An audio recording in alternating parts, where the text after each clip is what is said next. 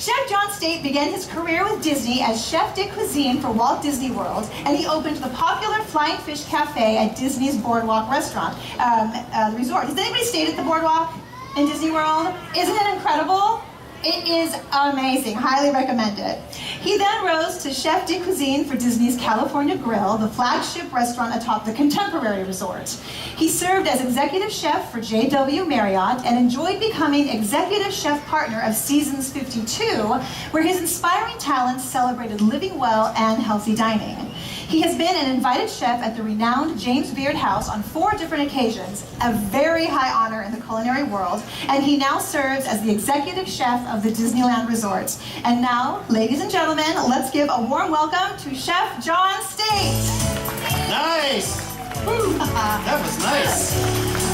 Good afternoon, Chef. How are you? Thank you. So good. That's a great introduction. Thank you. Awesome. All right, Chef, what do you have for us today?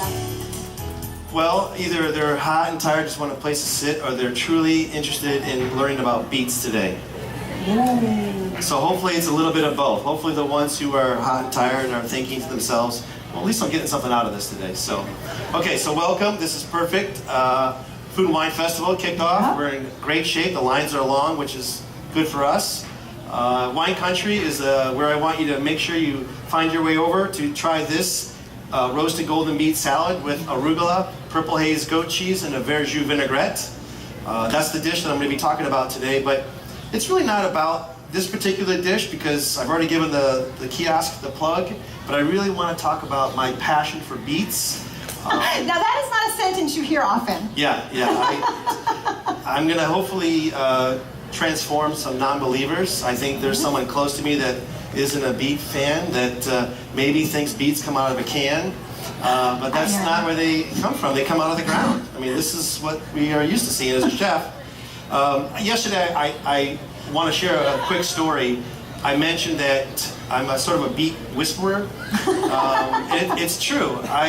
I find that the facial expression when you hear beets, it's like almost saying it's like bad medicine, right? Like I start to have tears. Yeah, I can see. Yeah, right. So, a quick story. When I decided to put beets in a salad, I obviously wanted to mention it in the verbiage on the menu. And I noticed that guests were either ordering the salad with beets on the side or no beets at all, okay? So what I did was, I said, I'm not going to give up. I'm not going to let guests steer away from this unique ingredient. So I left the beet in the salad, but I took it off of the verbiage off of the menu. Really? Nobody sent it back. Nobody asked what it was. Nobody had any issues with it. The sales were great. People loved it. And in fact, I would have guests have me come to the table and say, you know, Chef, I love this salad. It was really, really tasty. But there was something in there that I don't know what it was. And it was this orange thing. I said, oh, it's the golden beets. No, it's not a beet. Beets are red. And I said, no, that's a golden beet. So she's like, I don't like beets. I mean, could you imagine you said you don't like something, but you just ate the whole thing? But I would have been that person. I might have been that person. Well, a great ingredient cooked properly, as your food therapist, I think we can get you through this, okay? I mean, I didn't grow up on sushi, but the first time I ate sushi, I went with somebody who knew where to go, knew the quality, started me off with like the freshman level, right? The cooked stuff, the tempura or the California roll, and then I worked my way up to the sashimi, right? So I just, great ingredients, prepared correctly, I'm good to go. So all right. I'm on the right path. All right, so let's talk beets for a second. All right, not only for a chef, it's a super versatile ingredient. Beets, you can see this is a baby golden, okay? We have a full-size chioga, which is also a candy stripe, and I'll cut into that and show you what that means.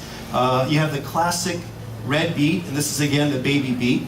And I'm not opposed to red beets, but red beets, you know, if you're working with them, you need to put gloves on it. I know it sounds weird having gloves in your own home kitchen, but they stain your hands, but they're filled with sugar. You know, one of the key ingredients in Devil's food cake is sugar beets, red beets, grated in there. Oh, wow. Yeah, you'd be surprised where beets make it into someone's daily diet. I was just talking to a I think Bob over here, and Bob had mentioned that he's like, I like beets, but I only like to juice them. It's great. That's just a one other avenue to get it into your body, into your diet. So would you juice any kind of beet, or is there a particular beet that's better for juicing? I think the red has the most sugar. So maybe that makes it a little bit more appealing. Okay. Okay. Beets, by the way, your body loves them. Your heart, your liver. I just can't seem to think that you could go wrong introducing any vegetable into your body, but this is a vegetable that when people walk through the grocery store, they just tend to say, no thank you. So beets, let's talk quickly about cooking beets and why I think it's something everybody should make a commitment today. Pledge, everybody. I'm gonna eat a beet dish once a month for a year. I think that's an easy commitment. We talk about, I want to lose weight, I want to learn a new language, I want to spend more time. Just give beet a little justice time and say, what, I'm going to put beets in my diet once a month, and I think that would make me feel better. But Can we all take that pledge? Better. Yeah. I, the audience at Disney California Adventure Food and Wine Festival, hereby say we will introduce one meal of beets a month. Perfect. So today it's not a culinary demo, it's really a class. Because this is what I get to do. You buy the album or you go to the concert. What's the concert going to give you? It's an experience you're going to take away and say, wow, that was unexpected, okay? So we're going to talk about beet cooking. We're going to talk about making your own vinaigrette. We're going to talk about kosher salt. And these are simple components that I think will hopefully transform you to be a little bit more comfortable in the kitchen. Because some people are just, it's not what they're used to, not what they want to gravitate towards. But I've done this for a long time, so I've had a lot of practice and a ton of mistakes. And mistakes, what is that phrase? Setbacks lead to comebacks. So I've burned my gallons of chowder and overcooked beets. So, okay, so beets. There's a couple of techniques that we can talk about. One is that beets can be cooked in a pot of water with a little salt and a touch of vinegar, and you can boil them and only cook them in a liquid with the skin on, all right? Peel the skin afterwards. It helps retain some moisture and color, and it's the only recipe, the only method I would recommend if you're going to cook them in the water. The second method is we have roasted them in the oven. Okay, so what we did is we had beets in a bowl, little oil, like canola oil, a little salt and pepper, give it a little massage. And we'll transfer these to a sheet tray, and there's a rack, and I'll show you what this here. Okay. So what we have is, when these beets start to cook, they let off their sugar. The sugar hits the bottom of the pan, then it turns to carbon. That carbon is not a flavor you want to introduce into your meal. Okay? Oh, we're beeping here. Oh wow. Okay, so this is one technique. These were roasted for about, I'd say about an hour and a half. Okay? One of the techniques that I'd like to also share with you on how to check for doneness, and this is good for your pot roast, this is good for other vegetables, is use a speck of a spoon. Okay? See how it went in? If you use a knife or a skewer, of course it's going to go through because it's sharp. But if you really want to get the perfect braised short rib, use a spoon. If it goes in, a little resistance, you're good to go. Okay. The knife will be like, or they say fork tender. No, it's very deceiving. So, okay, so what I've done is I've roasted these about an hour. I had them covered after they came out, and I let them cool under this little tent. So it helps steam them, and it makes it a lot easier to peel them. Okay? Now, beets generally are used in a salad, something that's either cold or room temperature. I have a dish that I do enjoy that we've warmed beets up, and we serve them with a wasabi sour cream, and it's pretty epic. I have to say, that was one way I like to have it outside of having them cold. Okay? All right, so I'm sure that all of you have seen baby beets. Anybody here have never seen a baby beet? Never. No. All right, are you familiar with, has anybody never seen a Chioggia beet? Oh, lots. Okay, so let's do a quick, what does this look like on the inside, right? It looks like an onion or a radish. But look at that. It's what we call candy stripe. So it has the red little circles in the middle. It looks great. I will say though that doesn't stay the same after you've cooked it though. Okay. It tends to soften and get a little, it bleeds. You don't really see that same distinction of stripes. And would you eat that raw? Oh, absolutely. You can eat these raw. You can cook. Yeah, absolutely. Now that you mention it, I have seen that. Who's seen that in their salads before? Yeah. Anyone? Yeah. I never knew that was. Yeah. Isn't that great though? I guess I did eat a beet. Yeah. Okay. So another interesting thing I like to share about this is you've already paid for the beets. Don't throw this away. These greens are great. Think of them like mustard greens or Okay. Swiss chard or kale. So if you want, you could saute some minced onions and some bacon or just a garlic and saute these greens and even finely chop the stems. I'm telling you, this is a way to also have your budget go further, but you can saute these stems, fold them into like braised beans, lentils. For the longest time I just said, well, they're beet greens, but my kids actually enjoy beets. They do. Again, very good ingredient, cooked properly. Every Thanksgiving, a frisee salad, blue cheese vinaigrette with oranges, and we do roasted beets in there, and it's like they love it. They're okay with it. So. And they've always liked to eat like that? Well, there's been a couple that I had to, work with. Yeah, they were challenging. So, all right. So I think we've covered the beet program. They know where to get the salad so far. We're going to talk about the vinaigrette. Now, another commitment. Hopefully, there was a couple people in the audience yesterday. Would it be possible that I could make a vinaigrette, a dressing, if you will, once a month for the next year, right? Another one. So get beets in there once a month, make a dressing once a month. I don't think that's hard. Now, vinaigrette's super, super easy. And most people don't believe that because it just looks very intimidating.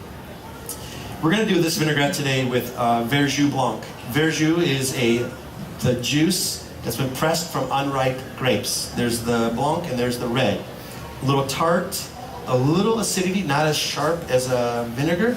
And what I have can you here find that is- anywhere? Yes, it's become much more common.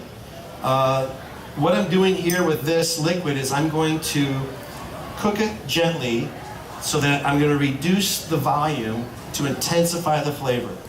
I could still use it as is to make the vinaigrette, but I think we could enhance the flavor a little bit.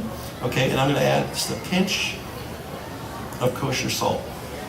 So vinaigrettes, rule of thumb, 2 parts of oil, 1 part vinegar. So if I have 2 cups of oil, I have a half a cup, or 1 cup of vinegar. So 1 cup of oil, half a cup of vinegar.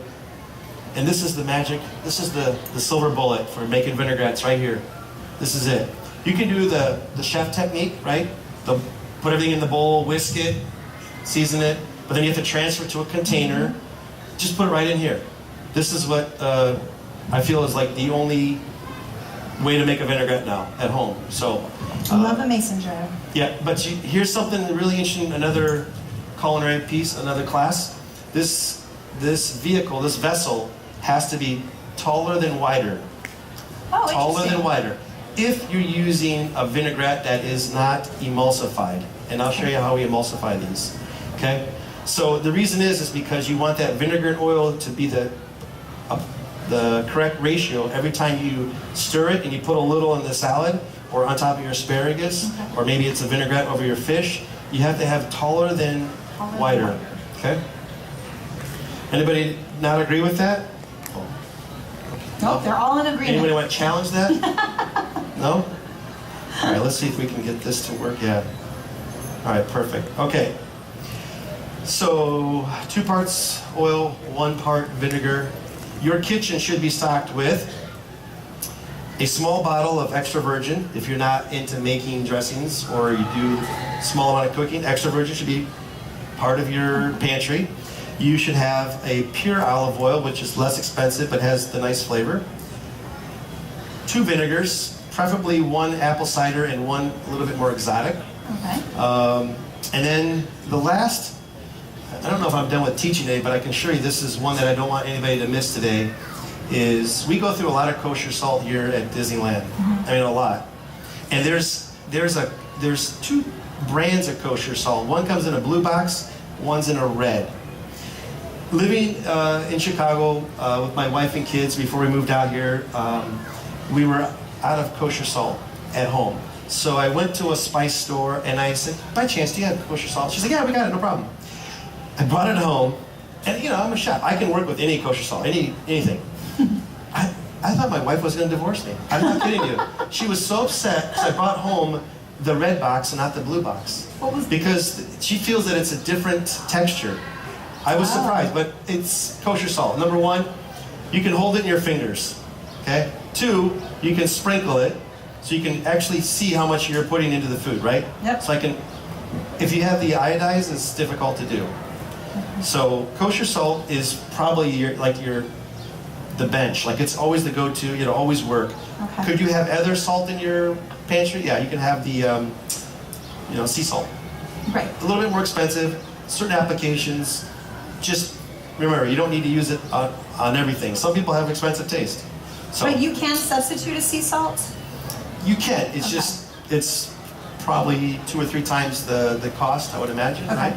Okay, but have some on hand. Okay, so this vinaigrette, just to help this vinegar and oil suspend together, so it's remember, the goal is every time you dip into this vinaigrette, or if you shake it, and let's say you poured it around, you're changing the ratio of vinegar to oil, so you gotta be very, very careful with that.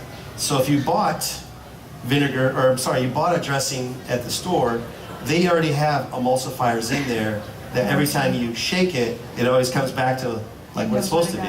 So what I have here is I'm reducing this verjus. I'm going to have to cool it. So in the meantime, I already have some reduced to intensify the flavor. And again, if you're using vinegar, you don't have to. Okay. It's sweet, but man, it gets tart, and then the acidity comes at you. But that's what your palate wants. That's what connects with what. Wow, this is good. That's why if you're eating like a rich piece of beef, let's say, you need a little acidity. That's why that Béarnaise sauce is like the go-to. It has that tarragon and that vinegar. So, all right. So what I have in here, my verjus, right? Okay.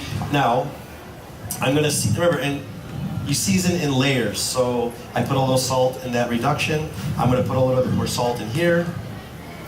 Yesterday there was a gentleman in the audience. I don't know if he's here today.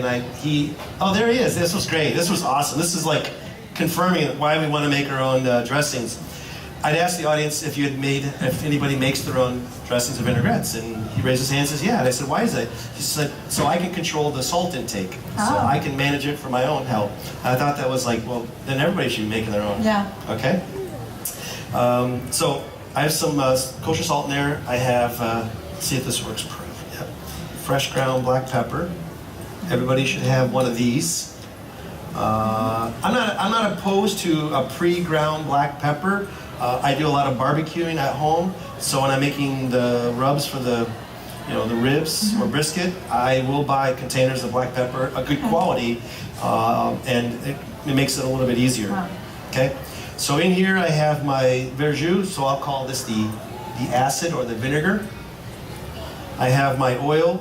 Now I'll give you I think, Noelle, you were saying about cooking, you're just a little nervous. You're like, I don't know. And I mean, I don't know if I'm nervous. I think I'm more terrified. I'm terrified. I'm always terrified I'm going to poison somebody. So like if I ever invite you over to my house and I'm cooking, don't come. Or eat beforehand. Well, so you notice I didn't pour all the oil in. I still have some left. Because I can always add more, but I can't take it out. Right. So even if my recipe says, oh, I looked up online, it says do it this way, you still have to use judgment. Recipes are like road maps, right? It tells you how to get from San Diego to Sacramento in a map, no problem. But it doesn't tell you the curves in the road or the elevation. So those are designed to give you some sort of guidance, but you still have to use your intuition. And I heard the chef earlier, Chef Alex here from Carthay Circle, talk about taste your food, Taste your food, taste your food. And if you've ever watched one of those shows on TV, the Top Chef, and then you know someone's going to go home, and the first thing Chef Tom says to them is, "Hey, did you try your food?" "No, chef." Well, what do you think? What do you think happens then when you don't try your food? Why do you think they don't? Is it just they get so caught up in making it that it just Yes, or they just think, "Oh, I've done this a million times. I'm good." No, we go through it. I would say we go through equally, if not more, tasting spoons. So we have cases and cases of. I was just wondering how many spoons you guys go through. Okay, it needs more salt. It's a little acidic. Like wow, but remember, it has to fight all those ingredients that I'm going to address. I think that's so interesting what you just said about the recipe. Because have any of you ever made a recipe and it was okay, but then someone else makes the exact same recipe and it's a zillion times better? And that's so interesting about that there is some variance within the written word of the recipe. Yep, so they're like guidelines, right? Is that what you heard from the show? Yes, I need more than guidelines. Yep. So what I did yesterday, I'll show you a quick presentation. Let's do this thing here. What I like about, so I have my vinaigrette. Let's talk about this goat cheese from California, Humboldt County. It's purple haze. It has fennel pollen and lavender. It's super aromatic. Oh, wow. It could be a little intense if you're not prepared for it, but it's, there's certain things that Beets really want with them. Think of like popcorn and butter or mashed potatoes and gravy. Beets love goat cheese, they love arugula, they love watercress, they love walnuts, and they love oranges. So again, if you just ate that combination once a month, I think not only will you be satisfied, but your body will. So, all right. So I have here, I'm just going to slice some of these beets up. And chefs love to put beets on their menu. And it's pretty funny because it's usually the same combination. It's usually goat cheese, I've seen blue cheese. I was amazed you told me that earlier. I didn't realize that beets were so versatile. They're like the go-to. It's like you feel good as a chef when you can put beets on the menu. Like, yeah, I'm gonna continue to support that local farmer. And also, I think beets, if restaurants weren't doing them, I don't know if everybody would get a chance to enjoy them. Now, I mentioned earlier that it's not uncommon where you talk to somebody who says, "I grew up on beets." You don't really hear someone say, "I grew up on carrots or broccoli or cauliflower." But beets, if it's an item that your parents loved and their grandparents loved, it's gonna be in your weekly meal plan. And I find that the most common question I heard was, "Do you like to make borscht?" And I said, "Well, yeah, I do." Again, I got to be careful. I'm not trying to get beets in every fashion to my kids. If they eat them roasted or pickled, then I'm pretty happy. So what is it about beets that makes people shudder? Because are there any non-beet lovers out there? Or am I the only one? Okay, me and you, we're together. Yeah, why is that, you think? What? Now, are you like me? I think my only introduction to beets was the can, and it's that red glop that kind of looks like Jell-O. Well, and maybe that's the injustice. Is that you as well? Right? That's the injustice. People grew up. Our lives are changing today. Yeah. So so this is just one of the ways I'm going to show you to present this. But I have arugula. Notice that this bowl is a certain size. It isn't just by mistake or isn't just like it happens to be up there. It's a bowl that I can get 2 hands. This is called a 2-hand touch. This is another technique, if you will, right? It's a culinary demo, but it's really a cooking class. Okay? So, properly dressed, you should... 2 things about properly dressing greens for a salad. 1, the dressing always goes around the bowl. Always. Oh. Not sometimes, always. Now, reason is because if I want to coat the lettuce gently, I'm pulling the dressing in, and if it's poured on top, I'm basically drowning this little group of lettuce here. And you know, in the culinary world, there are a lot of young culinarians that make that mistake. Notice I mean, I could probably eyeball that it's maybe I need a ½ ounce, but I always want to hold back a little bit. I just want to make sure that I don't drown these delicate greens.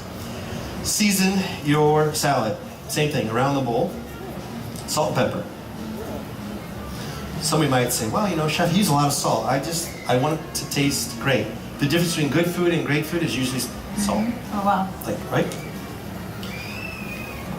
Do you feel like you're getting a little bit more comfortable in this culinary world? I mean, yeah, you're definitely saying things, and I'm like, wow, okay, I could try that. Okay, two-hand touch. Now, this lettuce, I don't know if it shows up well, but this is arugula, and it's very delicate. There's some that are much more sturdy out there, but so it doesn't take a lot of dressing to turn this into something different. I don't want to drown it, but I have to be very careful on the amount. All right, so a little dash of arugula. Like I said, watercress is also a great combination. We have,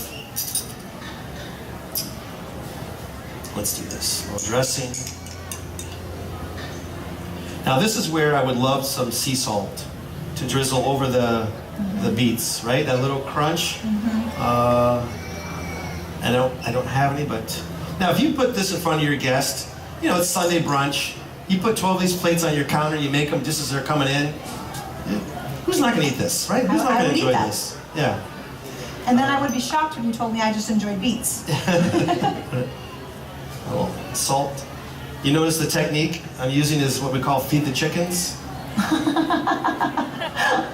That's the technique. That's what the chef showed me when I was learning. Well, you got to make it something relevant that people can go, oh yeah, I get it. Lions, tigers, bears. I will now lions. think that forever when I'm using salt. This is the Purple Haze goat cheese. Laura Chanel makes a great goat cheese. You know, this salad is over in wine country. It's also, they're selling the raised Wagyu beef with polenta. Oh, yeah. And when they see that on the menu, they go, oh, let's get the beef. I'm like, just try the beets, come on. I totally did that. But I will now try the beets. Okay, the beets are sick. And how do you know how much, like, do you just eye the goat cheese, or do you, because I would overdo the goat cheese. I think the appropriate amount for cheese in a salad, for a starter, is about no more than an ounce. Oh. And this is probably less than that, maybe a ½ ounce, if you will. Mm-hmm. So a couple of golden raisins in here. I love dried cherries, not because I'm from Michigan and that's where they come from, but Traverse City. But dried cherries cooked in some cherry cider or apple cider, cooked down, rehydrate those, goes great with beets. So in this salad, I don't have any pickled beets, but it's nice to have some, that's why I like to do the red beets, is to pickle those, and then dice those up and sprinkle those around, that little, kind of a, wow, what is that? But Beets on beets. Here we have some toasted cashews. All right. That Chef Chris prepped for me today. This guy's amazing. Yeah. That looks so And good. as I say, voila. Let me hear it. Yeah. What do you think? That looks amazing. So, this is the one you're going to get in the wine country in the parfait glass. Right. They're coated with salt, pepper, olive oil, chives, and then they drizzle the verjus vinaigrette over the top of that. Okay? Awesome. That looks amazing, Chef. Do we have any questions out here for our chef? Anybody? Oh, all right. here we go. They're in the back. One minute. While I am making my way over there, Chef, could you tell us a little bit about your time at Walt Disney World? I was there for almost 11 years. The feeling of opening not only a restaurant but a resort was something you'll never forget. I'll never forget when I met my wife, when we got married, had our first son, but opening a restaurant or a hotel, you'll never forget it. You can always drive by there and go, I opened that place. I didn't just work there, I opened it. That's so cool. Great. Awesome. What was your question? First of all, we love the flying fish, by the way. Oh, thank you. Thank you. That's nice to hear. Thank you. Yeah. So, where can we get beets here at the park? Oh, good question. Well, besides the wine country, that's where they're serving this. Restaurants that may have them would be, you might find them at Carthay Circle, Napa Rose. I'm trying to think of where, I know there's another restaurant at Disneyland that I'm drawing a blank where they're in the menu someplace. I know they're, but this for sure, we're only cooking like, 200 pounds a day of these. Only. Yeah, okay. Oh. See, perfect. See, you hear that? He loves beets. All right. But you have the other side of the spectrum. I don't like beets. But No, I am gonna learn to tell me you love can't beets. eat that. Okay. If you're not a goat cheese lover, what Yep. are some substitutes for the cheese other than the blue Okay, cheese? great question. If you don't like goat cheese, which is not uncommon, by the way, I also like blue cheese. I've had Asiago in there. Is there another cheese that you like and you want to know if it goes with it? Blue or goat? Beyond blue or goat? Yeah. Is there one that you like that I could tell you if I think it might work or not? Parmesan, the Asiago. I do like that. Parmesan and Asiago. Asiago, yes. I could see Parmesan in there. Feta. Oh, feta would be great. Yes, yes. Do you like feta? Okay, then you're golden. Yeah, perfect. Nice. Look at that. See, I got chefs in the audience. Oh, gorgonzola. Yes. Yeah, gorgonzola and the blue cheese family. Absolutely. Yep. Perfect. Okay. I guess this is unrelated to food, but what is your favorite attraction in Walt Disney World? Ah. Wow. Wow. It may be the that's a food. good one. Well, the one that's near and dear to my heart is Haunted Mansion. Because as a kid, when you go in there, you're just it's a mansion. Everything is gigantic, and it's so unique. It's just how they scary, but they don't push you over the edge. So that's my favorite. Great question. Me too. Anybody else? Any other questions? I have a question for you. Yes. Seasons 52. Yes. Oh yes. How was that? What was it like going there? That was your hometown, yes? Chicago? Yep. What was that like? Well, first of all, it's a well-run organization. Two, they made a commitment to offer food on the menu that was under 475 calories, which is a strong statement, saying to your guest. And I can say that the biggest challenge for a chef, if you're gonna manage calories for a guest, you really have to figure out how to make food taste good with less ingredients. So we didn't cook with butter. We only used cream for the whipped cream for the desserts. And but we still use salt, but we found other methods to make sure the food tasted great. So we didn't dumb it down to say, yeah, it's better for you, but it's less calorie, but it doesn't taste great. So where's the win in that? Yeah. So as a chef, it really pushed you to say, how can I make it taste great? That's awesome. Right? So- Has anyone here been to Seasons 52? It is really wonderful. Awesome. Oh, well, good. Yeah. Chef, thank you so much. Yeah, Everyone, thank let's you. hear it for the beet and goat cheese Yeah, salad. thank you so much. Yeah. And for our Chef Johnson. Thank you. Oh, thank you guys for joining us today. Now, we will be going through May 1st, so please come back and join us. And now, enjoy the rest of your day at Disney California Adventure, Food and Wine. And once Thank again, you. let's hear it Thank for you. our chef. Nice. Thank you, Chef.